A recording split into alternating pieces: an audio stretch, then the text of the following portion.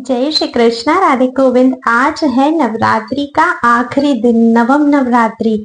और आज के दिन माता सिद्धिदात्री की पूजा अर्चना की जाती है। सिद्धिदात्री माता का स्वरूप कैसा है? अनेकों भुजाएं हैं मैया की, और मैया कमल पर विराजमान है। मानो जो अभी तक हम नौ दुर्गा के स्वरूप की बातें कर रहे हैं, हर देवी हमें कुछ न कुछ आशीर्वाद दे रही है। हर देवी हमें अपने जीवन में आगे बढ़ने का मार्ग दिखा रही है। हर देवी आचरण करके हमें अपनी भक्ति में आगे बढ़ने का मार्ग दिखा रही है। और जैसे ही नवम नवरात्र आता है, मैया का आखिरी स्वरूप माता सिद्धिदात्री के आशीर्वाद से अब कोई चीज बाकी नहीं है। कुछ पाना शेष नहीं रह जाता जब माता सिद्धिदात्री की कृपा होती है। जीवन में अब एक इच्छा भी आपकी बाकी नहीं रहेगी अगर माता सिद्धिदात्री का आशीर्वाद मिल गया। और सिद्धिदात्री माता कब कृपा करती है? जब उनकी 8 बहनें आप पर कृपा कर चुकी हैं, तब ही माता सिद्धिदात्री की कृपा होती है। ऐसा नहीं है कि डायरेक्ट आपको सिद्धिदात्री माता की कृपा मिल गई है। तो जो बाकी के 8 नवरात्रे हमने मैया की पूजा अर्चना की है, सभी मैया के स्वरूपों का आशीर्वाद प्राप्त किया है, आज उसका फल है। और नवदा भक्ति में नवी भक्ति कौन सी है? आत्मनिवेदन। आत्मनिवेदन क्या होता है? भगवान के समक्ष अपने आप को समर्पित कर देना, आत्मनिवेदन कर देना। यही तो माता सिद्धिदात्री की कृपा और उनका आशीर्वाद है। आज के समय में सबसे अधिक विडंबना पता है किस चीज की है? कि हम लोग ना सिर्फ इस दुनिया के होकर रह गए हैं। जिसने हमें जन्म दिया है, क्यों दिया है, ये तो कोई सोचता ही नहीं है कि मेरा जन्म हुआ क्यों है। देखिए, ऐसे तो जानवरों का भी जन्म होता है, पशु भी जन्म लेते हैं। तो पशु में और हम में फर्क क्या है? अगर हमें भगवान ने मनुष्य बनाया है तो क्यों बनाया है? इसीलिए बनाया है ताकि हमने अपने पिछले जन्म में जितने भी पाप कर्म किए हैं, जितने भी अधर्म किए हैं, उन सबका प्रायश्चित हम कर सके। मनुष्य जन्म ही एक ऐसा जन्म है जिसमें आप भगवान की भक्ति कर सकते हो। आप सोचो मैं चिड़िया बन जाऊंगा, कुत्ता, बिल्ली, भैंस, बकरी, कुछ भी बन जाऊंगा, आप भगवान की सेवा नहीं कर सकते, नाम जप नहीं कर सकते। क्या कभी बिल्ली को नाम जपते देखा है? कुत्ते को नाम जपते देखा है? किसी चिड़िया को नाम जपते देखा है? स्मृति नहीं है वहां पर, बुद्धि नहीं है वहां पर। एक मनुष्य जन्म ही ऐसा है जब आप नाम जप कर सकते हो, भगवान की सेवा कर सकते हो, धर्म के कार्य कर सकते हो, भक्तों की सेवा कर सकते हो, साधु संग कर सकते हो। आजकल लोग प्लानिंग करते हैं कि मुझे यहाँ घूमने जाना है, मुझे वहां घूमने जाना है, कभी मुझे साउथ जाना है, कभी मुझे वेस्ट जाना है, कभी मुझे बाहर विदेश घूमने जाना है, कभी मुझे लंदन, स्विट्जरलैंड, कहाँ कहाँ की तैयारियां हम करते हैं। और कितने कितने महीने पहले से प्लानिंग करते हैं कि मेरा यहाँ का प्रोग्राम है, वहां का प्रोग्राम है। अरे, कभी ये सोचा है कि मरने के बाद जब ये शरीर छूटेगा तो अब मैं कहाँ जाऊंगा? उसकी क्या तैयारी करी है? मरने के बाद मुझे किस नर्क में जाना है उसके बारे में नहीं सोचा। आज का व्यक्ति अगर मर भी रहा होता है, मान लीजिए कोई सेठानी मर रही है, उसको लग रहा है कि चलो मैं 8-10 दिन बाद, कोई बीमारी है, मेरा शरीर अब ज्यादा दिन नहीं रहेगा, तो अपने घर में सबको बुलाती है। देखो, वहां पे इतना इतना पैसा रखा है, अगर मुझे कुछ हो जाए तो इतना पैसा उसको दे देना, इतना उसको दे देना, इतना उसको दे देना। और वो जो सोना रखा है ना, अगर मुझे कुछ हो जाए तो इतना सोना उसको दे देना, हार उसको दे देना, कंगन उसको दे देना, अंगूठी उसको दे देना।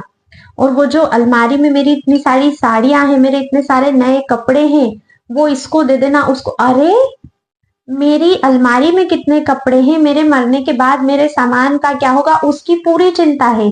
लेकिन मरने के बाद मैं किस नरक में गिरूंगी उसकी कोई चिंता नहीं है। जो अनंत की यात्रा करनी है उसकी क्या तैयारी की है, उसकी कोई तैयारी नहीं है। कैसी विडंबना है ये आज के समय में। ये सोचा होता कि मैं मरने के बाद कहाँ जाऊंगी, मुझे भगवान की प्राप्ति कैसे होगी, कैसे मैं सीता राम के चरणों की प्राप्ति कर सकती हूँ, कैसे मैं राधा गोविंद के चरणों की प्राप्ति कर सकती हूँ, तो गोलोक में बैठे राधा कृष्ण भी प्रसन्न होते कि इनको मनुष्य जन्म देकर हमने ठीक किया है, जिस कार्य के लिए इनको भेजा था ये वो कर रहे हैं। हर चीज की तैयारी है, हर चीज की प्लानिंग है। इसकी शादी में जाना है, उसकी शादी में जाना है, यहाँ जाना है, वहां जाना है, ये मूवी देखनी है, उस दोस्त के साथ घूमना है, ये कार्य सब ठीक है। व्यवहार तो सभी को निभाने हैं, लेकिन मरने के बाद उस अनंत की यात्रा में मैं कहाँ जाऊंगा वो भी तो सोचो। ये जो जीवन मिला है ये तो कुछ सालों का आपको मिला है, वो यात्रा बहुत लंबी है। यहाँ आकर तो हम सब जैसे हम लोग स्वप्न देखते हैं, जब हम स्वप्न में होते हैं तो स्वप्न हमारे लिए सत्य होता है और हम इस जीवन को भूल जाते हैं। ऐसा ही कुछ यहाँ पर हो रहा है। भगवान ने जब ये जीवन दिया तो इसके पहले की जो चीजें थी वो आप भूल गए हो, और ये एक सपना है जिसमें आप जी रहे हो, लेकिन आप इसी को सत्य माने बैठे हो। पर ये असल में सपना है। जब नींद खुलती है, सपना टूटता है, तो क्या वो सारी चीजें आपके साथ होती है? क्या आप अपने सपने में जो कर रहे थे वो सत्य होता है, या जहां सो रहे हो, जिस अवस्था में हो, जिस घर में हो वो सत्य है, जिस दुनिया में हो वो सत्य है? ये भी ऐसा ही है, ये भी भगवान का रचित एक स्वप्न है। और जब ये स्वप्न टूटेगा तब असली जीवन में पहुंचोगे, उसकी तैयारी तो अभी से करनी होगी। तुलसीदास जी ने जब रामचरितमानस का लेखन किया था, कितने वर्ष के थे तुलसीदास जी? 75 वर्ष की आयु थी उनकी। और जब उन्होंने रामचरितमानस का लेखन शुरू किया, उसके पहले तक जो उनका जन्म था, जो 75 वर्ष की उनकी आयु थी, उसमें नाम की 9 नौका भर चुके थे वो। एक दिन में हजारों लाखों नहीं करोड़ों नाम जप करते थे तुलसीदास जी। और हम कितना करते हैं? हम तो दिन भर में एक नाम ले ले, मुश्किल से एक माला कर ले, वो भी बहुत होता है। श्वास तो हम ले रहे हैं, जो भगवान ने हमको दिए उनका कर्जा नहीं चुका रहे हैं। एक दिन में 21,600 नाम लेना चाहिए आपको। कहाँ है वो सब? ये कर्जा चढ़ता जा रहा है। माला से करो, काउंटर से करो, बिना नाम में तो किसी चीज की कोई परेशानी ही नहीं है, कैसे भी कर सकते हो। लेटे लेटे करो, जगते करो, चलते करो, फिरते करो, नहा के करो, बिना नहाए करो, शुद्ध अवस्था में करो, अशुद्ध कैसे भी कर सकते हो नाम जब, बस करो। और यही माता सिद्धिदात्री का आशीर्वाद है। कब करेंगी माता सिद्धिदात्री कृपा? जब अपने को घिसो तो सही। पहले नवदा भक्ति की 8 सीढ़ियां तो पार करो, तब तो माता सिद्धिदात्री। माता तो बिल्कुल खड़ी है कि कब ये बच्चा आए और कब मैं इसको आशीर्वाद दूं, पर जाना तो हमें होगा ना, आगे तो हमें बढ़ना होगा ना। तो जब माता सिद्धिदात्री का आशीर्वाद मिलता है, जब माता सिद्धिदात्री की इस जीवन में कृपा होती है, तब आत्म निवेदन आता है। अभी तक आत्म निवेदन नहीं किए थे भगवान को, और जब भगवान को आत्म निवेदन हो जाता है तब गोलोक वृंदावन की प्राप्ति होती है, साकेत की प्राप्ति होती है, बैकुंठ की प्राप्ति होती है। और असली प्राप्ति वही है। यहाँ पे कितना ही गाड़ी बंगला ये वो सारी चीजें कर लो, कुछ नहीं होना है। एक दिन जब मृत्यु हो जाएगी तो हाथ ऐसे खुले हो जाएंगे और सब यहीं का यहीं छूट जाएगा। तो किसके लिए इतनी मेहनत कर रहे हो?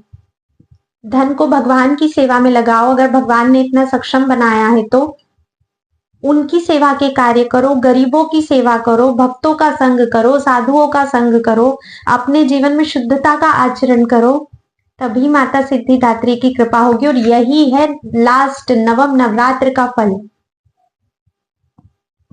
माता सिद्धिदात्री की कृपा की आवश्यकता सभी को है। सिद्धिदात्री नाम से ही समझ लो सब सिद्धि हो जाएगी, कुछ भी शेष नहीं रहेगा जीवन में जब माता की कृपा होगी।